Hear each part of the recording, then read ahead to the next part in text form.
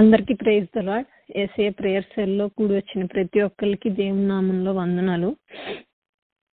మరొకసారి ఈ జూన్ మాసంలో ఈ బుధవారం సమయంలో దేవుడు మనకి వాక్యాన్ని ధ్యానించుకోవడానికి ఇచ్చిన సమయాన్ని బట్టి దేవునికి స్తోత్రం. అలాగే మరి మన ముందు దేవుడు మనకి ఈరోజు ఇచ్చిన వాక్యం ఏంటంటే యాకోబుకు రాసిన పత్రిక 5వ అధ్యాయం 16వ వచనం. అయితే మరి ముందుగా వాక్యాన్ని చదువుకుని వాక్యాన్ని ధ్యానించుకోబోయే ముందు ఆ ఒక్కటే కాకుండా ఆ ముందు వచనాలు కూడా చదివితే 16వ వచనానికి కలిసి మొత్తం అంతా చదువుకున్నాము. కాబట్టి ముందుగా 16వ వచనాన్ని నేను చదువుతాను. మీ పాపములను ఒకరికొకడు ఒప్పుకొనుడి, మీరు స్వస్థత పొందినట్లు ఒకరికొకరు ప్రార్థన చేయుడి. ఇది 16. నీతిమంతుని విజ్ఞాపన మనఃపూర్వకమై బహుబలము గలదై ఉండును. ఇది 16వ వచనము. దాన్ని అంటే అదొక్కటే ధ్యానించడం కంటే దానికి కంటిన్యూషన్ గా ముందు వెనకాల దేవుడు ఏం చెప్పారో చూద్దాము. మొదటగా మనం చూస్తే ప్రార్థన అనేది మనందరి జీవితాల్లో ఎంతో ముఖ్యమైన విషయం అన్నమాట. క్రైస్తవులందరికీ, విశ్వాసులందరికీ కూడా చాలా సార్లు మనం ప్రార్థించమంటే ఒక్కొక్కసారి పెద్దగా ప్రార్థిస్తాం, ఒక్కొక్కసారి చిన్నగా ప్రార్థన చేస్తాం, లేదా దేవుణ్ణి స్తుతిస్తూ ప్రార్థిస్తాము. అలాగే ఒక్కొక్కసారి మనకు వచ్చిన పరిస్థితుల్లో లేకపోతే మనం వెళ్తున్నటువంటి స్థితుల్లో దేవుని యొక్క నిరీక్షణ, దేవుని యొక్క నెమ్మది మనకు కావాలని చెప్పి దేవుడిని అడుగుతూ దేవుని తట్టు తిరుగుతాం. ఒక్కొక్కసారి మన పాపాలను ఒప్పుకోవడానికి దేవుడి తట్టు తిరిగి ప్రార్థన చేస్తూ ఉంటాం. అలాగే ఇంకా కొద్దిసార్లు అయితే ఆయన యొక్క ప్రేమని, మరి ఆయన కృపని, ఆయన యొక్క దయని జ్ఞాపకం చేసుకుంటా మన హృదయాల్లో అంటే థ్యాంక్ఫుల్ గా దేవుని సన్నిధికి వెళ్తాము. ఇట్లా చాలా రకాలైన ప్రార్థనలు ఉంటాయి. ఒకసారి మనం అయితే ఒంటరిగా ప్రార్థన చేస్తుంటాం, లేదా ఎవరో ఒకరితో ప్రార్థన చేస్తూ ఉంటాం. అంటే మన కుటుంబ సభ్యులు అవ్వచ్చు, చర్చ్లో వాళ్ళతో అవ్వచ్చు, లేకపోతే మన తోటి ఈ బిలీవర్స్ అవ్వచ్చు, ఎవరితో అయినా సరే ప్రార్థన చేస్తూ ఉంటాం. మరి ప్రార్థించిన ప్రతిసారి మన ప్రేయర్ రిక్వెస్ట్ కనుక ఆన్సర్ అయిందనుకోండి, ఇంకా దేవుడి పట్ల ప్రేమ పెరుగుతుంది. ఇంతకు ముందు ఉన్న దానికంటే ఇంకా దేవుడి పైన ప్రేమ పెరుగుతుంది. ఇంకా ప్రార్థన అంటే ఎక్కువ ఆసక్తి కలుగుతుంది. ఇవన్నీ అందరం చాలా సార్లు మన జీవితాల్లో చూసినాయి. అలాగే దేవుని వాక్యంలో కూడా ప్రార్థన చేస్తే ఎలాంటి వాగ్దానాలు మన జీవితాల్లో నెరవేర్చబడతాయి ప్రార్థన ద్వారా అనేవి చాలా సందర్భాల్లో వాక్యం నుంచి కూడా మనం చూస్తాం. అలాంటి ఒక వాక్యమే ఇప్పుడు మనం ఈ రోజు ధ్యానించుకోబోయేది. మొదటగా చూస్తే ఈ వాక్యము యాకోబు రాస్తాడు అనమాట. ఈ పుస్తకంలో యాకోబు రాసిన పత్రికలో ఉన్నటువంటి వచనం ఇది. యాకోబు చెదిరి ఉన్నటువంటి 12 గోత్రాల వాళ్ళకి ఇది రాస్తానని మొదలు పెడతా ఉంటాడు. అయితే ఎన్నో విషయాలు యాకోబు ఈ 5వ అధ్యాయానికి వచ్చేప్పటికి అంతకు ముందే చాలా విషయాలు చెప్తాడు. అంటే విశ్వాసంలో ఎదగాలంటే ఎన్నో విషయాలు బోధిస్తాడు. అలాగే పరీక్షలు, శోధనలు వచ్చినప్పుడు ఎట్లా స్థిరంగా ఉండాలి మనం అనేది చెప్తాడు. అలాగే క్రియలతో కూడిన విశ్వాసం గురించి చెప్తాడు. అట్లనే దేవునికి లోపడటం ఎట్లాగో చెప్తాడు. ఏ విషయాల్లో దేవునికి లోపడాలో చెప్తాడు. శ్రమలో ఎంత ఓపిక కలిగి ఉండాలని చెప్తాడు. ఇంకా అట్లా చాలా విషయాలు చెప్తాడు. ఎందుకంటే అవన్నీ క్రైస్తవులైన వాళ్ళు ఇంకా దేవుళ్ళో ఎదగటానికి, ఇంకా దేవుళ్ళో మంచి బలంగా ఉండటానికి కోసం ఇవన్నీ చెప్తాడు. అట్లా చెప్పి 5వ అధ్యాయానికి చివరికి వచ్చేప్పటికి 13 నుంచి చివరి దాకా ఏం చెప్తాడంటే మన జీవితంలో జనరల్ గా వచ్చే కొన్ని పరిస్థితుల గురించి, వాటికి అట్లా వచ్చినప్పుడు మనం ఏం చేయాలి అని చెప్పి దానికి ఏం చేయాలి అని చెప్తాడు. అందులో ఎక్కువగా దేని గురించి చెప్తాడంటే ఎవరైనా రోగి అయి ఉంటే మనం ఏం చేయాలి అనే దాని గురించి ఎక్కువ చెప్తాడు. కాబట్టి మనం ఈ 16వ వచనం గురించి 13వ వచనం నుంచి 18వ వచనం దాకా చదువుదాం. అప్పుడు అందులోనే మధ్యలో వచ్చే ఈ పార్ట్ కూడా కవర్ అవుతుంది అనమాట. సో మొదటగా చూస్తే 13 నుంచి 18 దాకా ఇందా చెప్పినట్టే మన అందరి జీవితాల్లో జనరల్ గా వచ్చే కొన్ని పరిస్థితులు, మీలో ఎవరికైనా శ్రమ సంభవించిందా అతడు ప్రార్థన చేయాలి అని చెప్తాడు. అట్లానే ఎవరికైనా సంతోషం కలిగిందా అయితే కీర్తనలతో పాడాలి అని చెప్తాడు. అంటే కీర్తనలు పాడటం అంటే ఒక రకమైన ప్రార్థన లాంటిదే. అంటే అన్నిటికీ ఆల్మోస్ట్ ప్రార్థన అనేది ఆన్సర్ అనేలాగా చెప్తున్నాడు. అట్లని తర్వాత అది 13వ వచనం. 14వ వచనం నుంచి ఇప్పుడు 18వ వచనం దాకా చూస్తే మొత్తం మూడు భాగాల కింద డివైడ్ చేసుకుని చదువుదాం. ఫస్ట్ది ఏంటంటే 14 నుంచి 15 సగం వరకు ఒకటి, 15 సగం నుంచి 16 సగం వరకు, 16 సగం నుంచి 18 దాకా ఆ 3 భాగాల కింద చదువుకుందాం. మొదటిగా చూస్తే చాలాసార్లు చదివిందే అని అనుకోకుండా ఇంకా మనకి మళ్ళీ దేవుడు ఏమి చెప్తున్నారు అనే విషయాన్ని చూద్దాం. మొదటి భాగం చూస్తే 14వ వచనం మొదలు పెడితే, మీలో ఎవడైనా రోగిగా ఉన్నాడా? అతడు సంఘపు క్వశ్చన్తో స్టార్ట్ అయింది. అతడు సంఘపు పెద్దను పిలిపించాలి అని మొదలు పెడుతున్నాడు. సరే, మొదటిది ఏంటంట, సంఘపు పెద్దని పిలిపించాలంట. అంటే మనం వేరే వాళ్ళని ఈ హెల్ప్ అడగాలి. అంటే ఇక్కడ మెయిన్ యాకోబు చెప్పేది ఏంటంటే, ఎవరైనా అంటే మనం ప్రేయర్ చేసుకోవడం కూడా ఇంపార్టెంటే, కానీ ఎందుకు యాకోబు అట్లా వేరే వాళ్ళకి పిలవమని ఎందుకు చెప్తున్నాడంటే, మేబీ మనం అస్వస్థతగా ఉన్నాం అనుకోండి, లేకపోతే రోగం వచ్చినప్పుడు అంత ఓపిక ఉండదు కదా మనలో. అంటే మనం ఒక్కళ్ళమే అంత ఎక్కువసేపు ప్రార్థన చేయలేము. మేబీ భారం అంతా అతని మీద పడుకోకుండా వేరే వాళ్ళని హెల్ప్ అడగమని ఇక్కడ యాకోబు చెప్తున్నాడు. అట్లనే అలా అని చెప్పి మనం ప్రార్థన చేయొద్దు అని ఉద్దేశం అతనిది కాదు, కానీ మనకున్నటువంటి పరిస్థితి, మేబీ లెగవలేనటువంటి పరిస్థితి, చేయలేనటువంటి పరిస్థితి ఉన్నప్పుడు మీరు వేరే వాళ్ళని పిలవాలి అని చెప్తున్నాడు. మరి వేరే వాళ్ళు పిలవటం అనేది దేనికి ఏమని చెప్తుందంటే, మనం వేరే వాళ్ళ దగ్గరికి హెల్ప్కి వెళ్ళి అడిగాము అంటేనే అర్థం ఏంటంటే మనం స్వస్థత పొందాలని అనుకుంటున్నాము అంటే అది కూడా మన యొక్క విశ్వాసాన్ని తెలియపరిచేదే. మనం స్వస్థత రావాలి అని ఆశపడుతున్నాం అనే దాన్ని చూపిస్తూ ఉంటుంది. సరే, ఎవరిని పిలవమంటున్నాడు అంటే సంఘపు పెద్దల్ని పిలవమంటున్నాడు. మరి సంఘపు పెద్దలు అంటే ఎవరు? జనరల్గా సంఘంలో పెద్దలు అంటే ఎవరు ఉంటారంటే, అంటే నాకు పెద్ద అంత తెలియదు కానీ బట్ జనరల్గా సంఘంలో పెద్దవాళ్ళు అంటే ఎవరుంటారు? ఎవరన్నా మంచి ఎక్కువ రోజులు చర్చకు వచ్చేవాళ్ళు, లేకపోతే ఎక్కువ టైప్ ఇచ్చేవాళ్ళు, లేకపోతే మంచి పొజిషన్లో ఉన్నవాళ్ళు, జనరల్గా అట్లా ఆలోచిస్తారు కదా అని. మామూలుగా అట్లాంటి వాళ్ళు కాదు. ఎట్లాంటి వాళ్ళు కావాలంటే ఏదో వయసులో పెద్దవాళ్ళు, లేకపోతే హోదాలోనూ స్థానంలోనూ ఏదో అధికారంలో ఉన్న వాళ్ళు కాదు కావాల్సింది. ఎలాంటి వాళ్ళు కావాలంటే, అంటే ఇది నాకు అనిపించింది ఏంటంటే, విశ్వాసంలో బలంగా స్థిరంగా ఉన్న వాళ్ళు కావాలి. ఎందుకంటే అట్లాంటి వాళ్ళే కదా ఒక మంచి విశ్వాసంతో ప్రార్థన చేయగలుగుతారు.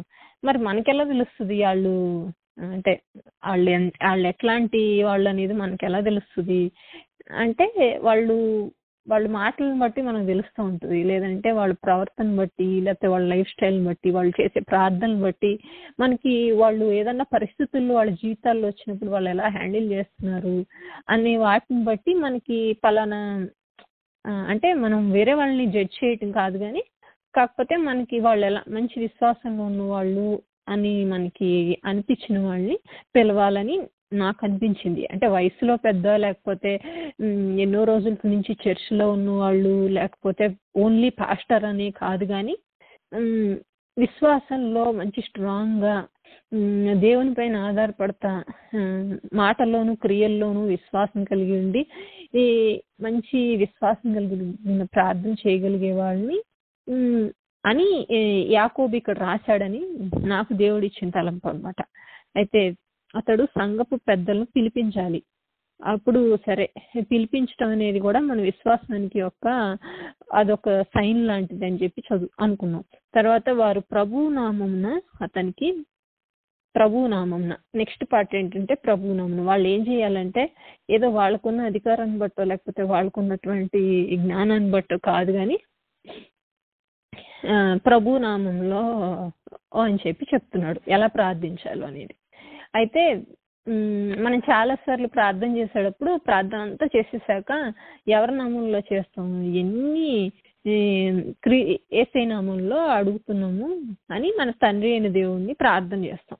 జనరల్గా లాస్ట్కి ఎవరన్నా ఈ చిన్ని ప్రార్థనని లేకపోతే ఈ ప్రార్థనని యేసునామంలో అడుగుతున్నాను కానీ మనం అందరం ఏమైపోతాం, ఐదర్ నేనన్నా చేస్తున్నా లేకపోతే వేరే వాళ్ళ ప్రేయర్ ఏంటంటే ఆ మాట వినగానే అమ్మయ్య ప్రేయర్ అయిపోయింది అంటే మనం ఒక రిలాక్స్ అయిపోతాం అనమాట, ఇంకా అయిపోయింది అని. కానీ అసలు మనం అందరం అంటే అసలు అదే మెయిన్ ఇంపార్టెంట్, అంతే కదా. ఎందుకంటే యోహాను రాసిన పత్రిక 12-14 దాకా చూస్తే అది ఊరికే చదువుతాను. యోహాను 14 దాకా చూస్తే ఏమని ఉంటుందంటే, నేను తండ్రి యొద్దకు వెళ్ళుచున్నాను గనుక నేను చేయి క్రియలు నా యందు విశ్వాసముంచువాడును చేయును, వాటికంటే మరి గొప్పవియు అతడు చేయనని మీతో నిశ్చయంగా చెప్పుచున్నాను. మీరు నా నామమున దేనిని అడుగుదురో తండ్రి కుమారుని యందు మహిమపరచుటకై దాన్ని చేతును. అంటే మనం దేవుడు చేసిన దానికంటే గొప్ప కార్యాలు చేస్తామని చెప్పి చెప్తున్నారు. ఎప్పుడు ఆయన నామంలో గనుక మనం ఆయన్ని అడిగితే. ఎందుకు చేస్తారంటే ఆయన మహిమపరచుకోవటానికి చేస్తారు. అంటే ఆయన నామంలో అంత అంత అంత గొప్ప కార్యాలు మనం చేయగలం. అందుకే ఇంకా కొన్ని వేరే చూస్తే ఎక్కడ ఉంటుందంటే అపోస్తుల కార్యాలు 3:6 ఏమని ఉంటుందంటే, అంతట పేతురు వెండి బంగారములు నా వద్ద లేవు గాని నాకు కలిగినదే నీకు ఇచ్చుచున్నాను, నజరేయుడైన యేసు క్రీస్తు నామమున నడువమని చెప్పి వాని కుడి చేయి పట్టుకొని లేవనెత్తెను. వెంటనే వాని పాదములు చీలమును బలం పొందెను. ఏ చేట వాళ్ళు ఏమి ఇవ్వలేదు, కేవలం ఒకే ఒక్క మాట అన్నారు, నజరేయుడైన యేసు క్రీస్తు నామంలో నడవమని చెప్పారు. అంతే, ఇంకంతకు మించి ఏ వాళ్ళు చేసింది లేదు, ప్రార్థించింది లేదు. వాళ్ళు అడిగిందల్లా అది ఒక్కటే. కాబట్టి క్రీస్తు నామంలో అంత శక్తి ఉందన్నమాట. అట్లనే ఇంకా చూస్తే అపోస్తుల కార్యాలు 3:16 చూస్తే ఏమనుంటుందంటే, ఆయన నామమందలి విశ్వాసము మూలముగా ఆయన నామమే మీరు చూచి ఎరిగి ఉన్న వీనిని బలపరచును, ఆయన వలన కలిగిన విశ్వాసమే మీ అందరి ఎదుట వీనికి ఈ పూర్ణ స్వస్థత కలగచేసాను అని ఉంటుంది. అంటే కేవలం ఆయన నామంలో విశ్వాసం ఉంచటం ద్వారా, ఆయన నామాన్ని కేవలం మనం యూజ్ చేయటం ద్వారా ఎంత గొప్ప కార్యాలు మనం చేయగలం. అలాగే అంతకుముందు ఎవరు ఎలా చేశారనేది చూసాం. కాబట్టి ఆయన నామాన్ని మనం అంటే దేవుడు మనకి ఆయన నామంలో ఇచ్చినటువంటి అధికారాన్ని మనం ఉపయోగించమని చెప్పి యాకోబు చెప్తున్నాడు. అట్లనే అన్ని నామాల కంటే పైనామం యేసునామే. కాబట్టి ఏదో ఊరికే ప్రేయర్లో ఏదో నామకవస్తిగా చివరిలో అది చెప్పేయటం కాకుండా అలాంటి శక్తివంతమైన ఆ నామాన్ని మనం ఉపయోగించాలని చెప్పి యాకోబు చెప్తున్నాడు ఇక్కడ. అట్లనే వచ్చిన ఎవరైతే ప్రార్థించడానికి వచ్చారో వాళ్ళు ఆ తర్వాత అతనికి నూనె రాసి అని చెప్పారు. అయితే పాత నిబంధనలో చూస్తే చాలాసార్లు నూనె అనేది ఎందుకు వాడతారు అంటే, పవిత్రమైన వస్తువుల్ని లేకపోతే వేరుపరచడానికో, లేకపోతే నాయకులను కానీ, లేకపోతే ఎవరినన్నా నియమించడానికి కానీ జనరల్గా నూనె అనేది వాడేవాళ్ళు. అలాగే కొత్త నిబంధనలో చూస్తే, అంటే నేను ఎక్కువ డీటెయిల్గా ఎందుకు వెళ్ళట్లేదంటే మనకి మెయిన్ ఇంకా అంతకు ముందు ధ్యానించాల్సినవి ఉన్నాయి కాబట్టి ఇది అసలు సెపరేట్ టాపిక్ కాబట్టి జస్ట్ ఊరికే పైన దీని గురించి చెప్తున్నాను. కొత్త నిబంధనలో నూనె ఎట్లా అంటే పరిశుద్ధాత్మకి సాదృశ్యం అన్నమాట. కాబట్టి వీళ్ళు అంటే అన్నిసార్లు మనం నూనెతో అంటితేనే ప్రార్థన చేస్తేనే స్వస్థత పొందుతారంటే అట్లా అనేం లేదు. కాకపోతే అట్లయితే నూనెతో అంటుకోకుండా నూనె రాయికోకుండానే స్వస్థత పొందిన వాళ్ళు చాలా మంది ఉన్నారు. అట్లా అసలు దేవుని యేసయ్య ఈ లోకంలో ఉన్నప్పుడు చేసిన పరిచయం అంతట్లో ఎవరికి నూనె రాసినట్టు ఎక్కడా లేదు. అట్లనే అలానే నేనేమి నూనె రాయటం తప్పని నేను ఏమి అనట్లేదు, కానీ కంపల్సరీగా అది చెయ్యాలి, అది చేస్తేనే అవుతుంది అని మనం అనుకోవటం తప్పు. అది కేవలం ఎందుకు ఉపయోగిస్తారు అంటే దేవుని యొక్క శక్తి అంటే ప్రార్థన చేసే వాళ్ళకి, ప్రార్థన చేయించుకునే వాళ్ళకి మధ్యలో ఒక పాయింట్ ఆఫ్ కాంటాక్ట్ లాగా, అంటే వాళ్ళకి కాంటాక్ట్లో ఉండటానికి. అట్లాగే కొంతమంది తల మీద చేతులు పెట్టి ప్రార్థన చేస్తారు. అవన్నీ తప్పు కాదు, అలా అని కంపల్సరీ కాదు. అవన్నీ ఏంటంటే జస్ట్ ఒక ఏమని చెప్తారంటే ఒక రిజంబ్లెన్స్ లాగా దేవుని యొక్క శక్తి ఈ వస్తుంది అని అట్లా అని చెప్పేసి మనం ప్రార్థించేటప్పుడు ఒకవేళ దేవుడు కనుక మనల్ని ప్రేరేపిస్తుంటే కనుక చేయటానికి రెడీగా ఉండాలి. ఏదైనా దేవుడు మనకి చెప్పినప్పుడు దానికి లోపడటానికి కూడా రెడీగా ఉండాలి. కాబట్టి గుర్తుపెట్టుకోవాల్సింది ఏంటంటే అది కేవలం ఈ నూనె రాయటం కానీ లేకపోతే నూనె రాయటం అనేది కేవలం ఒక సైన్ లాంటిదే, ఒక సూచన లాంటిదే అన్నమాట. ఏంటంటే మనం ఫెయిత్తో ఏది చేసినా కూడా దేవుని ప్రెజెన్స్, దేవుని యొక్క శక్తి ఉంటే అవంతా పనిచేస్తుంది అని చెప్పడం కోసమే. ఇదంతా ఏంటంటే చిన్న పార్ట్ అన్నమాట. మనం చాలాసార్లు ఏమైపోతామంటే ఇలాంటి చిన్న చిన్న విషయాలు కంపల్సరీ అనుకుని వాటి మీద ఎక్కువ కాన్సన్ట్రేషన్ పెట్టి లేకపోతే అవి కంపల్సరీ చెయ్యాలి, అవి చేస్తేనే అవుతాయి అనుకుని దేవుడు ఇచ్చినటువంటి లేకపోతే దేవుడు చెప్పినటువంటి మెయిన్వి మనం చాలాసార్లు మర్చిపోతూ ఉంటాం. కాబట్టి ఈ 14వ వచనంలో ఏముంది, మీలో ఎవడైనా రోగి అయి ఉన్నప్పుడు అతడు సంఘ పెద్దలను పిలిపించాలి, వారి ప్రభునామమున అతనికి నూనె రాసి అతని కొరకు ప్రార్థించాలి. కాబట్టి ప్రార్థన చేయాలి అని ఉంది. ఎవరు ప్రార్థన చేయాలి? ఇప్పుడు ఎవరైతే ప్రార్థనని కోసం పిలిపించుకున్నారో వాళ్ళు ప్రార్థన చేయాలి. కాబట్టి ఇప్పుడు చూసిన 3 విషయాలు ఏంటంటే సంఘ పెద్దలు రావాలి, పిలిపించుకుని, తర్వాత ప్రభునామము, తర్వాత నూనె రాసి, సరే తర్వాత ప్రార్థన చేయాలి. ఈ విషయాలన్నీ చూసాము. ఇవన్నీ ఏంటంటే మామూలుగా ఒక్కొక్కటి ఒక్కొక్క విషయం అనుకుందాం. ఇదంతా బాగానే ఉంది. ప్రేయర్ అయిపోయింది, ప్రేయర్ చేయాలన్నారు, ఎవరితో ప్రేయర్ చేయించుకోవాలి, ఎప్పుడు చేయించుకోవాలి, ఏ విధంగా చెయ్యాలి అన్నీ ఒకదాని తర్వాత ఒకటి చెప్పారు. వాటన్నిటిలోంచి దేవుడు తర్వాత బయటికి తీసింది ఏంటో చూడండి, విశ్వాస సహితమైన ప్రార్థన. అంటే ఇవన్నీ ఇంపార్టెంట్ కాదనా? కాదు కదా. ఇంపార్టెంట్ కాకపోతే దేవుడు అసలు రాయరు కదా అక్కడ. అవన్నీ ఉండాలి. కాకపోతే వాటన్నిటికీ మించి ఇంపార్టెంట్ అయిన విషయం ఏంటంటే విశ్వాస సహితమైన ప్రార్థన మాత్రమే. అది ఎవరు చేశారు, లేకపోతే ఎంత పెద్దవాళ్ళు చేశారు, లేకపోతే ఎట్లాంటి వాళ్ళు చేశారు అన్నది దేవుడు చూడరు. కానీ ఆ ప్రార్థన ఎంత విశ్వాసం కలిగి ఉంది, చేసిన వాళ్ళు ఎంత విశ్వాసంతో చేశారు అన్నది మాత్రమే చూస్తారు. మనం చాలాసార్లు ప్రార్థన చేయమనగానే ఒక్కొక్కసారి ఏం చేస్తామంటే, దేవా నీ చిత్తమైతే కనుక ప్రార్థన చెయ్యి, నీ చిత్తమైతే కనుక స్వస్థత ఇవ్వు, ఒకవేళ నువ్వు కనుక స్వస్థత ఇవ్వకపోయినా అన్నట్టు చేస్తాం. అంటే ఏంటి, మనం డౌట్తో చేస్తాం. అసలు దేవుడు చేస్తాడా చేయడా మనకే అర్థం కాదు, విన్న వాళ్ళకి అంతకంటే అర్థం కాదు. కానీ దేవుడు అట్లాంటి ప్రార్థనని అట్లాంటి ప్రార్థన దేవుడు కోరుకోవట్లేదు. ఎందుకంటే చాలా చోట్ల బైబిల్లో ఎక్కడ కూడా అట్లాంటి ప్రేయర్ లేదు. ఎవరన్నా ప్రేయర్ చేశారు అంటే అది కావాలి దేవా అని అడుగుతారు. ఎందుకంటే మనం ఏది అడిగినా దేవుడి చిత్తానుసారంగానే అడుగుతాం. స్వస్థత అనేది దేవుడి చిత్తంలోనే ఉంటుంది. కాబట్టి మనం ఎట్లాంటి ప్రార్థనలు దేవుడు మన నుంచి ఎలాంటి ప్రార్థనలు దేవుడు కోరుకుంటున్నారంటే మంచి బోల్డ్ ప్రేయర్ అన్నమాట. దేవా నువ్వు చేయగలిగిన సమర్థుడివి అని, అంటే అసాధ్యమైన కార్యాలని కూడా చేయగలిగినటువంటి దేవుణ్ణి అలాంటి అసాధ్యంగానే అడగాలి. చేస్తే చెయ్యి డౌట్గా, పోనీ చేయకపోయినా ఓకే, అది దేవుడికి ఇష్టమే. కానీ దేవుడు కోరుకునేదైతే అది కాదు. అందుకే కదా చాలాసార్లు ఇంతకుముందు యాకోబు కూడా అంతకుముందు వాక్యాలు ఏం చెప్తాడంటే క్రియలు విశ్వాసం గురించి చెప్తా అసలు మెయిన్ అదే చెప్తాడు. అంటే ఇక్కడ దేవుడు చూసేది ఏంటంటే ఏ మనిషి నుంచి వచ్చింది ఆ ప్రార్థన అనేది చూడరు, కానీ ఎలాంటి ప్రార్థన ఆయన సన్నిధికి వచ్చింది అనేది మాత్రమే చూస్తారు.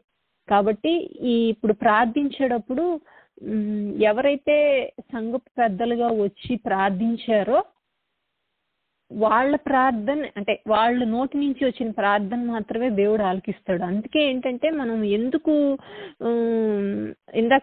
నాకు అందుకే ముందు దేవుని వాక్యం చదువుకునేటప్పుడు అట్లా అనిపించింది ఏంటంటే సంఘపు పెద్దలు అంటే ఎవరో ఎట్లాంటి వాళ్ళు కాదు, కానీ విశ్వాసంలో మంచి స్థిరంగా మెచ్యూర్గా ఉన్నటువంటి బిలీవర్స్ ఎవరైనా కానీ ఆ సంఘపు పెద్దల కిందే వస్తారన్నది నాకు అనిపించింది. తర్వాత మరి ఇట్లాంటి శక్తివంతమైన విశ్వాసంతో కూడిన ప్రార్థన మనం ఎలా చేయగలుగుతామంటే ఎప్పుడు దేవుని వాక్యంలో మనం దేవుని వాక్యంలో ఉంటా, మనకి వేరే వాళ్ళకి అంటే మనకి దగ్గరలో ఉన్న వాళ్ళకో లేకపోతే స్వస్థత కావాల్సిన వాళ్ళకో ప్రార్థన చేయటం ద్వారా, అట్లాంటి కార్యాలు చేయటం ద్వారా ఇంకా దేవునిలో దేవుని వాక్యంలో దేవుని దేవుని యొక్క ప్రెజెన్స్లో ఎక్కువ సమయాన్ని గడపటం ద్వారా మనం అట్లాంటి ప్రార్థన చేయగలుగుతాం. కాబట్టి ఎవరైనా మనం ప్రార్థన పిలిచినప్పుడు కానీ, లేకపోతే మనకెవరైనా ప్రార్థన చేసేటప్పుడు కానీ మనం చెయ్యాల్సినటువంటి ప్రార్థన ఎట్లా అంటే, మనం దేవుని యొక్క జ్ఞానాన్ని, దేవునిలో మంచి విశ్వాసం, దేవుడు చేయగలడు అనే నమ్మకంతో ఆయన వైపు చూస్తా తప్పకుండా దేవుడు అలాంటి పరిస్థితి నుంచి విడుదల చేస్తారు, కంప్లీట్గా స్వస్థతనిస్తారు అని విశ్వాసంతో చేయగలిగి అలాంటి కాన్ఫిడెన్స్తో చేసేటువంటి ప్రార్థనలు దేవుడు కోరుకుంటున్నాడు. మనం కూడా అలాంటి ప్రార్థనలు చేయాలి. ఎందుకంటే ఎంతసేపు మనం వేరే వాళ్ళ మీద ఆధారపడటం కాకుండా మనం కూడా వేరే వాళ్ళని అలాంటి పరిస్థితుల్లో ఉన్న వాళ్ళకి ప్రార్థన చేయగలిగే స్థితిలో మనం ఉండాలి. అట్లనే అలాగే తర్వాత ఒక్కొక్కసారి మనం ప్రార్థన చేసిన ప్రతి ఒక్కళ్ళు స్వస్థత పొందరు. ఒకసారి ఏమవుతుందంటే, ఒకసారి మనం చేసిన ప్రార్థనకి చాలాసార్లు చాలా రీజన్స్ ఉంటాయి. ఒకవేళ స్వస్థత రావట్లేదు మనం ప్రార్థన చేసినప్పుడు అంటే చాలా రీజన్స్ ఉంటాయి. ఆ రీజన్స్లో అది ఏదైనా అవ్వచ్చు. కానీ మన పార్ట్ కనుక మనం చేసి అంటే విశ్వాస సహితమైన ప్రార్థన కనుక మనం చేసి ఉంటే మిగతా రీజన్స్ ఏవైనా కూడా అది మనల్ని ఆపేయకూడదు. అక్కడితో మనం ఇంకా ముందుకు వెళ్ళి ఇంకా నెక్స్ట్ వేరే వాళ్ళకి ప్రార్థించడం అట్లా చేయాలి. అంటే మనకు జరగని కార్యం వైపు చూస్తా మనం అక్కడ అయిపోకుండా మనం ఇంకా విశ్వాసంతో ప్రార్థన చేయగలిగే స్థితిలో మనం ఉండాలి.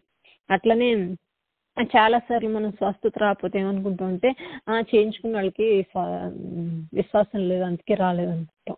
కానీ చాలాసార్లు చేసిన వాళ్ళలో విశ్వాసం లేకపోయినా కూడా స్వస్థత కార్యం మనం చూడలేం. ఏమో మనం ఎప్పుడన్నా ఎవరికన్నా ప్రార్థన చేసినప్పుడు స్వస్థత రాలేదంటే మనం చేసిన ప్రార్థనలో విశ్వాసం లేదేమో, దేవుడికి అట్లాంటి ప్రార్థన దేవుడి సన్నిధికి వెళ్ళలేదేమో మనకు తెలియదు కదా. కాబట్టి మనం దీని నుంచి మనం నేర్చుకునేది ఏంటంటే ఎన్ని ఉన్నా కూడా దేవుడు చూసేది మాత్రం విశ్వాస సహితమైన ప్రార్థన మాత్రమే. విశ్వాసంతో చేసే మనిషిని వైపు దేవుడు చూడరు, విశ్వాస సహితమైన ప్రార్థన మాత్రమే చూస్తారు. కాబట్టి మనం ఎంతసేపు దేవుణ్ణి నీ ఇష్టం చేస్తే చెయ్యి అనే పరిస్థితుల్లో లేకపోతే అట్లాంటి ప్రార్థన కాకుండా దేవుడు నువ్వు తప్పకుండా చేయగలవు, ఓకే మన పాట మనం చేస్తాం కదా, దేవుడు చేస్తాడా చేయడా ఎప్పుడు చేస్తారు అనేది ఇక అంతా దేవుడి చేతుల్లో ఉంది. మన పాట మనం కరెక్ట్గా చేసామా లేదా, దేవుడు టైమింగ్ పర్ఫెక్ట్ టైమింగ్ అని మనం నమ్ముతాం కదా. కాబట్టి దేవుడు చేయాల్సిన టైంలో దేవుడు చేస్తారు. కాబట్టి మనం అలాంటి ప్రార్థన చేయగలిగే స్థితిలో మనం ఉండాలి. సో ఇది ఫస్ట్ పార్ట్. అప్పుడు ఏమవుతుందని చెప్పారు, అలా ప్రార్థన చేసినప్పుడు విశ్వాస సహితమైన ప్రార్థన ఆ రోగిని స్వస్థపరచును, ప్రభువు అతన్ని లేపును. అది అలాంటి ప్రార్థన చేసినప్పుడు దేవుడు తప్పకోకుండా ఆ రోగిని స్వస్థపరుస్తారు, అట్లనే అతన్ని లేపుతారు అని చెప్పి వాగ్దానం చూసాం. ఈ వాగ్దానం నెరవేర్చబడాలంటే మెయిన్ కావాల్సింది విశ్వాసమైన ప్రార్థన. సో ఇది ఫస్ట్ పార్ట్. ఇదంతా ఏంటంటే చదువుతున్నప్పుడు కూడా మనకి ఏమనిపిస్తుంది, మన బాడీలో ఏదన్నా సిక్నెస్ ఉంటే దాని నుంచి దేవుడు రిలీజ్ ఇస్తారు, అంటే శారీరకమైన స్వస్థత గురించి చెప్పినట్టు మనకు అర్థమవుతుంది కదా. అట్లా అని తర్వాత నెక్స్ట్ 15వ వచనం సగం నుంచి 16 సగం దాకా చూద్దాం. దేవుడు ఎప్పుడైనా స్వస్థత కార్యం మొదలు పెట్టారు అంటే అన్నిట్లోనూ అంటే అంత బాగుండాలని చూస్తారు, ఏదో కొంచెం చేసి ఆపేరు, అంటే శారీరకంగా స్వస్థత ఇచ్చేసి ఆపేరు. ఒకవేళ మనం ఆత్మీయంగా స్వస్థత కావాలనుకో దాన్ని కూడా ఇవ్వటానికి దేవుడు హెల్ప్ చేస్తారు మనకి. అది ఎట్లనో చూద్దాం. నెక్స్ట్ ఏమైనా ఉంటుందంటే, అతడు పాపములు చేసిన వాడైతే పాప క్షమాపణ నొందును అని ఉంటుంది. అంటే చాలాసార్లు మనం ఏమనుకుంటామంటే మనకి రోగం ఉంది అంటే మనం చాలాసార్లు అనుకుంటాం మనం పాపం చేయటం వల్ల వచ్చిందేమో అనుకుంటాం. చాలా మంది అంటారు. అట్లనే వాక్యంలో ఉంచి చూస్తే కూడా యోబు వాళ్ళ ఫ్రెండ్స్ కూడా అట్లనే అంటారు కదా, యోబుని మేబీ పాపం చేసి ఉంటారు అందుకే ఇట్లా వచ్చి ఉంటుంది అని అంటారు. అట్లనే ఇంకో చోట యోహాను సువార్త 5:14 ఏమని ఉంటుందంటే, ఒకసారి చదువుతాను.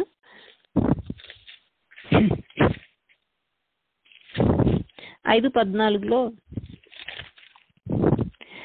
అటు తర్వాత యేసు దేవాలయంలో వారిని చూసి, ఇదిగో స్వస్థత నొందితివి, మరి ఎక్కువ కీడు నీకు కలగకుండానట్టు ఇక పాపం చేయకుమని 38 సంవత్సరాల నుంచి ఈ రోగిగా ఉన్న అతను స్వస్థత పొందినాక ఆయన చెప్పిన మాట ఇది. అంటే ఏంటి, ఈ 2 విషయాలని చూస్తే ఇంకా ఉన్నాయి, బట్ ఈ 2 విషయాలని చూస్తే ఓహో అంటే పాపం వల్ల మనకి రోగం వచ్చే ఛాన్స్ ఉంది అని చెప్పి అనుకుంటాం.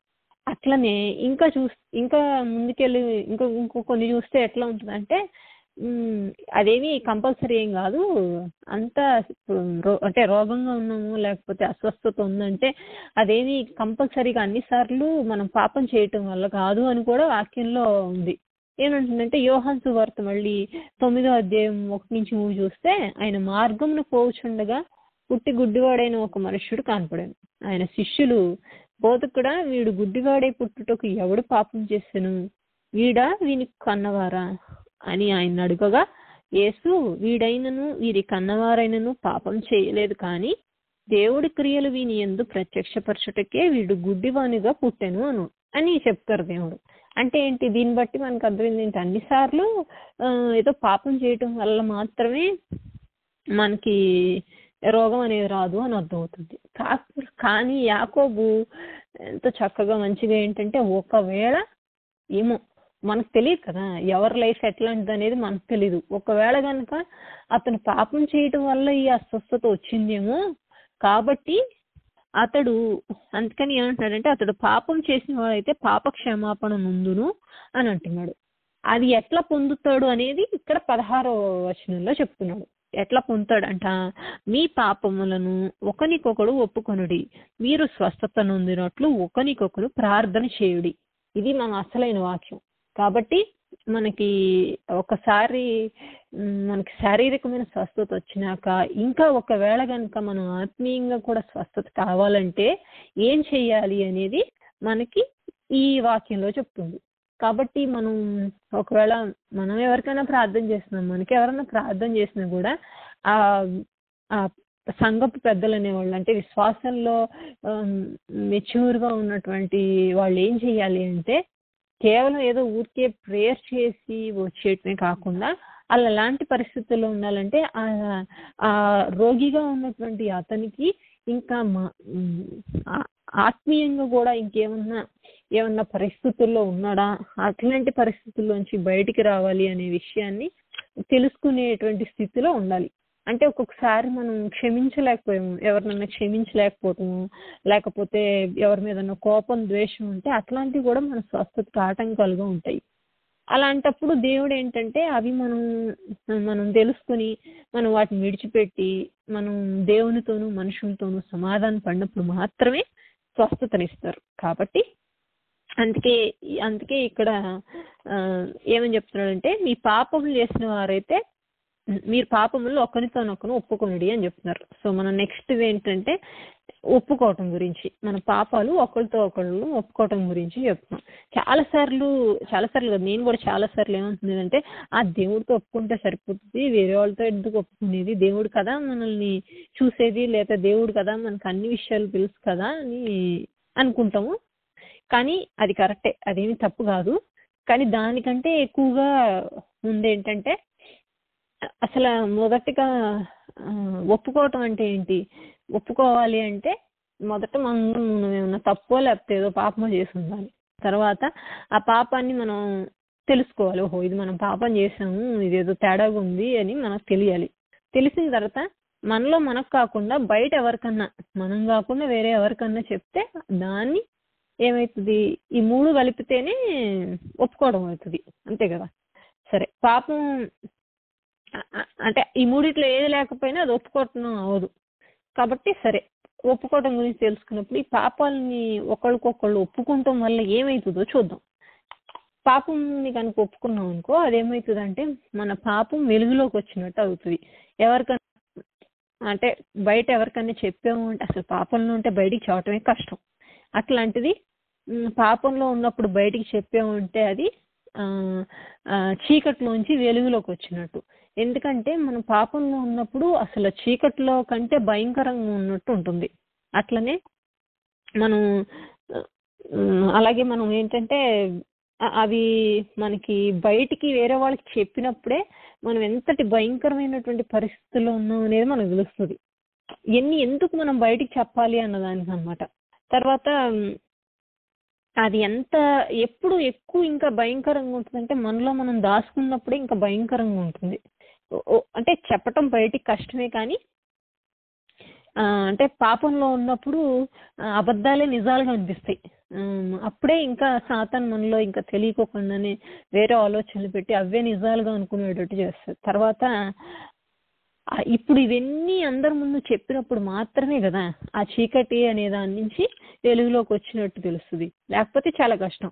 ఇది ఏదో ఊరికే చెప్పటం అనేది ఈజీ ఏం కాదు.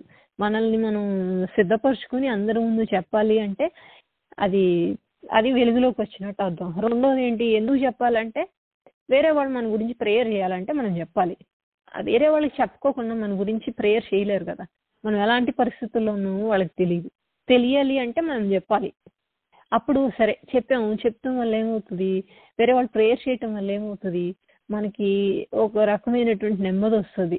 అట్లనే మనం ఏదన్నా మనం వెళ్తున్నటువంటి ఆ పరిస్థితిలో మనకి అంటే ఆ భారం తగ్గినట్టు అనిపిస్తుంది. అట్లనే మనకి వేరే వాళ్ళకి మధ్య ఒక నమ్మకం ఏర్పడుతుంది. అట్లా అంటే ఇవన్నీ ఏంటంటే ఎందుకు చెప్పాలి అన్నదానికి. అట్లనే ఒక్కొక్కసారి ఏమవుతుందంటే పెద్ద పాపమేం చేయక్కర్లేదు. ఒక్కొక్కసారి ఏ పాపమైనా లేకపోతే ఆలోచన అయినా ఏదైనా సరే ఒక చిన్న ఆలోచనతో స్టార్ట్ అవుతుంది. ఒక్కొక్కసారి అలాంటి ఆలోచనలే పెద్ద మనకి చీకట్లో ఉన్నట్టు ఉంటుంది. ఒకసారి మనకి ఆ ఆలోచనల నుంచే బయటికి రావాలంటే చాలా కష్టంగా అనిపిస్తుంది. అదే ఆ టైంలో సాతాను ఏం చేస్తాడంటే ఇంకా మనలోనే ఒంటరిగా ఉంచి ఇంకా మనమే సాల్వ్ చేసేసుకోవచ్చు, అదేమి ఎవరికి చెప్పక్కర్లేదు అనే పరిస్థితుల్లోకి తీసుకొచ్చి అవే కరెక్ట్ అని నమ్మి మన ఎమోషన్స్ని అంతటినీ ఎట్లా అంటే చేంజ్ వస్తుంది అనమాట. అదంతా సింపుల్గా ఒక్కొక్కసారి పాపం అనేది చిన్న ఆలోచనతోనే స్టార్ట్ అవుతుంది. నిజంగా కనుక మన మన లైఫ్లో కనుక అలాంటి అవసరం ఉంటే మనం ఎవరో ఒకళ్ళ దగ్గరికి, మన భర్త దగ్గరకో భార్య దగ్గరకో లేకపోతే మంచి స్నేహితుడి దగ్గరకో లేకపోతే మన పాస్టర్ దగ్గరకో లేకపోతే మన స్పిరిచువల్ ఫ్రెండ్స్ దగ్గరకో లేకపోతే మన పేరెంట్స్ దగ్గరకో ఎవరో ఒకళ్ళ దగ్గరికి వెళ్ళి చెప్పాలి. అదే సొల్యూషన్, ఇంకా అంతకుమించి సొల్యూషన్ ఏం లేదు దానికి. అప్పుడే మనం దాని నుంచి బయటికి రాగలుగుతాం. ఎప్పుడైతే మనం బయటికి చెప్తామో అదేంటంటే మనల్ని మనం తగ్గించుకున్నట్టు కదా. మనల్ని మనం తగ్గించుకుని వేరే వాళ్ళకి చెప్తున్నప్పుడు ఎప్పుడైతే ఆ ఆలోచనలు కానీ లేకపోతే మనం చేసిన పనులు కానీ ఏదైతే బయటికి వచ్చిందో అప్పుడు ఆ యొక్క అబద్ధాలు కానీ లేకపోతే ఆ పాపం కానీ మన నుంచి అంటే మన మీద అవి ఏలుబడి చేస్తున్నటువంటి ప్రతి ఒక్క పవర్ అంతా పోయి అప్పుడు మనం ఫ్రీగా ఉండగలుగుతాం. అంతకు మించి వేరే దారి అయితే లేదు. నేను అట్లా చెప్పను అంటే ఇంకా కుదరదు. మరి ఆ తర్వాత దేవుడు అందుకే ఇచ్చిన వాగ్దానం ఏంటంటే స్వస్థత పొందుతాం అని చెప్పి వాగ్దానం ఇచ్చారు అలా చేసినప్పుడు. కాబట్టి చెప్పాలి మరి. ఇంకా ఆ తర్వాత ఒక్కొక్కసారి ఏమవుతుందంటే మనం కొన్ని పరిస్థితుల్లో మనం వేరే వాళ్ళు చెప్పాల్సి వస్తుంది, కొన్ని పరిస్థితుల్లో మనకు వేరే వాళ్ళు చెప్పాల్సిన పరిస్థితి వస్తుంది. అంటే ఏంటంటే ఒకవేళ మనం వేరే వాళ్ళకి చెప్తున్నాం అనుకో, మనకి మేబీ ఇంతవరకు ఎప్పుడన్నా ఎవరికన్నా చెప్పినప్పుడు మేబీ మనం చెప్పినవన్నీ వేరే వాళ్ళకి చెప్పేశారు. అలాంటి పరిస్థితుల్లో దేవుడు హెల్ప్ అడగాలి. వాళ్ళని ముందుకు ఇంకెప్పుడు కాబట్టి నేను ఇంకెప్పుడు ఎవరికి చెప్పను అనుకోకుండా ఫస్ట్ వాళ్ళని క్షమించి ఇంకా ఎవరికి నెక్స్ట్ సార్ అలాంటి పరిస్థితి వచ్చినప్పుడు దేవా నేను ఎవరికి చెప్పగలగాలి అనేది నువ్వు నాకు సహాయం చేయమని చెప్పి దేవుణ్ణి అడగాలి. అట్లనే చెప్పి దాని నుంచి బయటికి రావడానికి మనం ట్రై చేయాలి, కానీ అట్లా ఉండిపోకూడదు. అట్లనే మనం ఎవరితో పడితే వాళ్ళతో అందరితో చెప్పుకోవాల్సిన పరిస్థితి అయితే ఇక్కడ చెప్పమని లేదు. ఎవరైతే నువ్వు నమ్ముతావో, ఎవరైతే నీకు ట్రస్ట్ వర్తీగా ఉంటారో, ఎవరైతే నీకు క్లోజ్గా ఉంటారో, ఎవరైతే నువ్వు నమ్మగలిగిన వాళ్ళు ఉంటారో వాళ్ళకి చెప్తే సరిపోతుంది. అట్లాంటి వాళ్ళు జనరల్గా ఏం చేస్తారు తెలుసా, అప్పుడు దేవుని దగ్గర ఒప్పుకునేటట్టు చేస్తారు. వాళ్ళు నిజమైనటువంటి ఆత్మీయంగా ఉన్నవాళ్ళు. అందుకే మొదటి యోహాను 1:9 ఉంటది, మన పాపములు మనం ఒప్పుకొని ఎడల ఆయన నమ్మదగిన వాడును నీతిమంతుడును కనుక ఆయన మన పాపములు క్షమించి సమస్త దుర్నీతి నుండి మనల్ని పవిత్రులుగా చేయను. ఇది ఇది మనం ఎవరన్నా మనం వేరే వాళ్ళ దగ్గరికి వెళ్ళినా వాళ్ళు మన దగ్గరికి వచ్చినా వాళ్ళు ప్రార్థన చేయటంతో పాటు మన పాపాలన్నింటినీ దేవుడి ముందు ఒప్పుకునేటట్టు చేపిస్తారు అనమాట. తర్వాత మనం ఎవరికన్నా ఎవరి ముందన్నా ఒప్పుకోవాల్సిన పరిస్థితి వచ్చింది అనుకుందాం. అప్పుడేంటంటే ఇందాక చెప్పినట్టే మనం వాళ్ళకి ఎవరన్నా మనకి చెప్పుకునేటప్పుడు మనం నమ్మదగిన వాళ్ళని ఉండాలి. మనం ఎవరికైనా చెప్పినప్పుడు వాళ్ళు నమ్మకస్తులై ఉండాలి. అలాగే ఇద్దరు మనకు ఆ పరిస్థితి వచ్చినా వేరే వాళ్ళకి ఆ పరిస్థితి వచ్చినా ఎవరైనా సత్యంలోకి నడిపించగలిగేటట్టు ఉండాలి. అట్లనే ఫైనల్గా వీటన్నిటికీ సొల్యూషన్ ఏంటో దేవుడు చెప్తున్నారు చూడండి. మీ పాపంలో ఒకరితో ఒప్పుకొనుడి, మీరు స్వస్థత పొందినట్టు ఒకరికొకరు ప్రార్థన చేసుకొనుడి. కాబట్టి మనం స్వస్థత పొందాలి అంటే ముందు ఒప్పుకొని తర్వాత ప్రార్థన చేయగలగాలి. ఎలాంటి నీ స్వస్థత పొందినట్లు అంటే కంప్లీట్గా స్వస్థత పొందినట్లు, దేని నుంచి స్వస్థత పొందినట్లు? పాపం చేసినట్టయితే ఆ పాపం నుంచి బయటికి రావడానికి, సంపూర్ణంగా స్వస్థత పొందగలగటానికి ఇవన్నీ చేయమని చెప్తున్నారు. సరే, మనం అనుకుంటాం ఇదంతా బాగానే ఉంది, నా ప్రేయర్ ఏమీ అంత ఇంపార్టెంట్ ఏం కాదు, నేను చేసే ప్రేయర్కి అంత వాల్యూ ఏం లేదు, నాకంటే వాళ్ళు బాగా చేస్తారు అని చాలాసార్లు అనుకుంటాం. నేను అనుకున్నాను చాలాసార్లు, అలాగే మనం అందరం కూడా అనుకుంటాం. అందుకే కింద యాకోబు ఏం చెప్తున్నాడంటే, అది లాస్ట్ పార్ట్, ఏలియా మన వంటి స్వభావం గల నీతిమంతుని విజ్ఞాపన మనఃపూర్వకమదై బహుబలము గలదై ఉండును. ఏలియా మన వంటి స్వభావం గల మనుష్యుడే. వర్షింపకుందునట్లు అతడు ఆసక్తితో ప్రార్థన చేయగా 3.5 సంవత్సరములు వరకు భూమి మీద వర్షం లేదు. అతడు మరలా ప్రార్థన చేయగా ఆకాశం వర్షం ఇచ్చెను, భూమి తన ఫలము ఇచ్చెను. అంటే ఏలియా మామూలు అతనే కదా అని చెప్తా ఎగ్జాంపుల్ ఇచ్చాడు. ఫస్ట్ చూస్తే నీతిమంతుని విజ్ఞాపన మనఃపూర్వకమై బహుబలము గలవై ఉండును.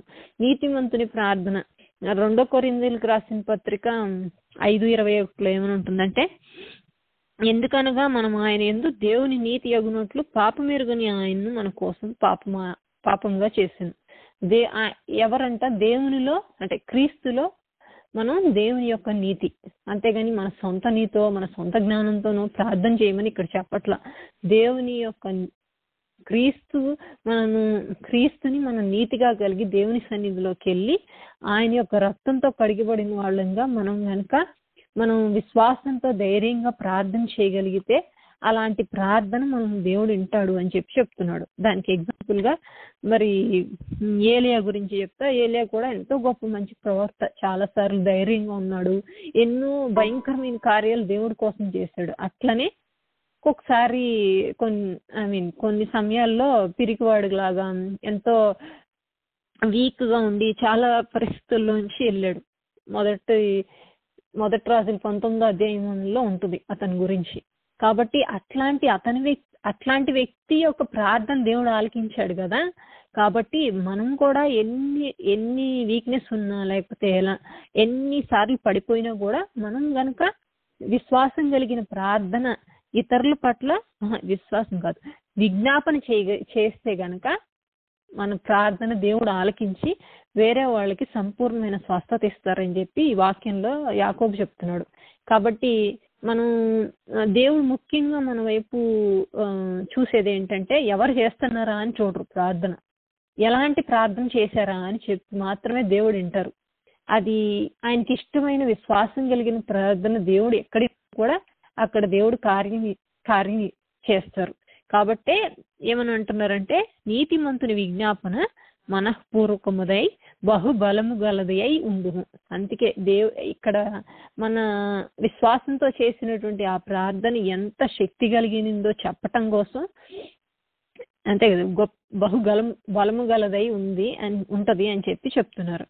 కాబట్టి ఈరోజు మనం ఈ నేర్చుకున్న ఈ మొత్తంలో ఏంటంటే, ఏ పరిస్థితుల్లోనైనా ప్రార్థన చేయటం సరే. ఆ ప్రార్థన చేయాలంటే ముఖ్యంగా మెయిన్ విషయాలన్నిటినీ గుర్తుపెట్టుకోకుండా చిన్న అంటే అంత ఇంపార్టెంట్ కానీ ఏదో ఒక సూచనగా చెప్పే వాటి వైపు చూస్తా వాటిని ఎక్కువ చేసుకోకుండా విశ్వాసం కలిగిన ప్రార్థన దేవుడు ఇష్టం కాబట్టి, దేవుడు కోరుకుంటున్నారు కాబట్టి అలాంటివి విశ్వాసం కలిగినటువంటి ధైర్యంగా చేయగలిగినటువంటి ప్రార్థన చేయగలిగే స్థితిలో మనం ఉండాలని, అలాగే మనం వేరే అవసరమైతే వేరే వాళ్ళు సాయం కోరుతా విశ్వాసంలో శక్తిమంతులుగా లేకపోతే విశ్వాస సహితమైన ప్రార్థన చేయగలిగే వాళ్ళ సహాయం కోరుతా వాళ్ళకి అవసరమైతే మన పాపాలను కూడా చెప్పుకోగలిగే స్థితిలో ఉండి మనం స్వస్థత పొందటమే కాకుండా మనం కూడా వేరే వాళ్ళకి అలాంటి నమ్మకంగా ఉంటూ వేరే వాళ్ళు మన దగ్గరికి వచ్చేటువంటి ఆ ఫ్రీడమ్ని మనం వేరే వాళ్ళకి ఇస్తాం. వాళ్ళు మనకి ఏమన్నా ఒప్పుకోలు చేసుకోవాలంటే చేసుకోగలిగే స్థితిలో ఉండి వాళ్ళ కొరకు మనం విశ్వాస సహితమైన ప్రార్థన చేయగలిగే వాళ్ళంగా మనం ఉండాలని దేవుడు కోరుకుంటున్నారు. వీటన్నిటికీ కావాల్సింది ఏంటంటే ముందు మనం దేవుడితో మంచి పర్సనల్గా మంచి సంబంధం ఉండాలి, అంతే కదా. దేవుడితో సంబంధం లేకపోతే ఎన్ని చేసినా ఏముండదు. అట్లనే దేవుని కూడా మనం ఏమని అడుగుదామంటే దేవుని దేవుని యొక్క ప్రేమ అంటే దేవుడు ఎవరిని చూసినా కూడా విడిచిపెట్టలేదు. ఆయన కళ్ళ ముందు వచ్చిన ప్రతి ఒక్కళ్ళని స్వస్థపరిచారు. అంటే ఆయన హృదయం అంత భారంగా ఉండేది. అట్లాంటి భారమైన హృదయం మనకు కావాలని, అంటే ఎవరన్నా బాధలో ఇబ్బందులో లేకపోతే కష్టంలో లేకపోతే రోగి అయి ఉన్నప్పుడు మనం వెళ్ళి వాళ్ళ కొరకు ప్రార్థన చెయ్యాలి అనే ఆశ, అలాంటి హృదయం, అలాంటి దేవుని యొక్క ప్రేమ మనలో ఉండాలని దేవుని అడుగుదాం. సో దేవుడి చిన్న వాక్యాన్ని దీవించును గాక. చిన్న ప్రార్థన చేసుకుందాం. స్తుతి స్తోత్రం స్తోత్రం పరిశుద్ధుడా తండ్రి దేవా నీకు స్తోత్రం నాయన. ఇచ్చిన ఈ వాక్యాన్ని బట్టి నీకు స్తోత్రం తండ్రి. నాయన చాలాసార్లు ప్రభా మరి మేము ప్రార్థనని ఎంతో ప్రభా చిన్న విషయంగా తీసుకుని ఏదో నామకవాసి ప్రార్థనలు ఎన్నోసార్లు చేశాను ప్రభా. కానీ తండ్రి ఈ రోజు ప్రభా మరొకసారి మేమందరూ నీ సన్నిధికి వచ్చి తండ్రి నాయన మరి విశ్వాస సహితమైన ప్రార్థన ప్రభా నేను మరి తండ్రి మేము అన్ని సందర్భాల్లోనూ చేయగలగటానికి సహాయాన్ని దయచేయండి నాయన. అది మా వ్యక్తిగత జీవితాల్లో అవ్వచ్చు, మరి ఇతరుల జీవితాల కొరకు మేము ప్రార్థన చేసి ఉండొచ్చు ప్రభా. మరి తండ్రి ఒక్కసారి ప్రభా మమ్మల్ని అందరినీ నీ ఆత్మతో నింపి ప్రభా నాయన నీకు ఇష్టమైనటువంటి ప్రభా విశ్వాస సహితమైన ప్రార్థన చేసి మరి అలాగే ఒకరికొకరు ప్రభా ఒకవేళ నాయన ఏ విషయాల్లోనైనా మరి మేము తండ్రి మరి ఒప్పుకోవాలో ప్రభా అలాగే ఒకరికొకరు ప్రార్థించుకోవాలో ఇంకను మా అందరి జీవితాల్లోనూ నాయన నువ్వు తెలియపరిచి ప్రభా మేము స్వతంత్రులుగా జీవించి మరి ఎంతో మందికి ప్రభా మేము ఆశీర్వాదకరంగా ఉండటానికి సహాయం దయచేయమని నాయన నీవు లేవుందే ప్రభా మేము నాయన క్షణమాత్రం జీవించలేమని మరొకసారి ఒప్పుకుంటూ ప్రభా నాయన మా అందరికీ తండ్రి నీవు ఇచ్చినటువంటి సంపూర్ణమైన స్వస్థతను బట్టి నేను స్తుతిస్తూ ప్రభా నాయన ఇచ్చింది ప్రార్థన ప్రభా నచ్చడని యేసు నామములో అడిగి ప్రార్థించి వేడుకొంచున్నాం తండ్రి. ఆమేన్.